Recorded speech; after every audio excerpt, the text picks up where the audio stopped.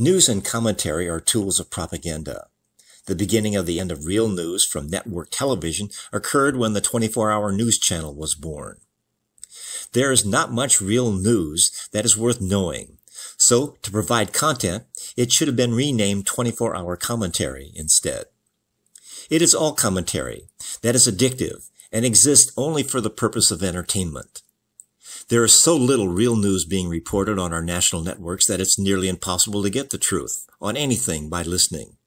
It is like watching a car accident. It's horrible, and it's hard to look away, but you can't do anything about it anyway. How many times do we need to hear about the riots going on? Local newspapers and regional broadcasters are the last real sources of news. So what is news? It is supposed to be facts about a situation that is useful.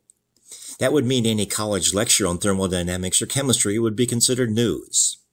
No national network would publish such a lecture for the same reason advertisers don't put ads in textbooks, because it's boring and few would see it. Sadly, the more controversial it is, the more entertaining, drawing more eyeballs. Attempts at accurate reporting have been impugned and lampooned by the liberal elites as racist, sexist, and discriminatory because it does not advance their agenda. There are subscribers that demand social media providers fact-check posts they don't like. The fact-checks are also commentaries. It's like the fox watching the henhouse. If the fact-checking is just one post, that opens the Pandora's box of libel and slander suits. It will require fact-checking of all posts to avoid charges of discrimination under the fairness doctrine demanded under equal time by the FCC. Reporting under the Constitution, freedom of press is not news. It does not need to be factual. The Constitution gives you the right to comment, but not to be heard. The First Amendment is intended to facilitate free and open conversation, so logical outcomes can be found without fear of going to jail if someone disagrees.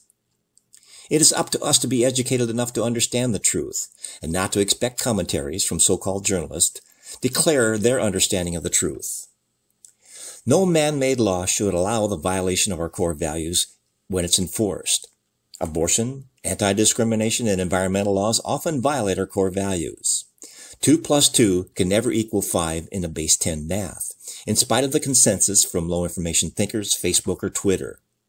These are sins of omission, violating all our core values. The liberal elite deals exclusively in this realm. They support positions out of convenience and emotion, believing in their truth and not the facts. Hypocrisy is the fake news we know and detest.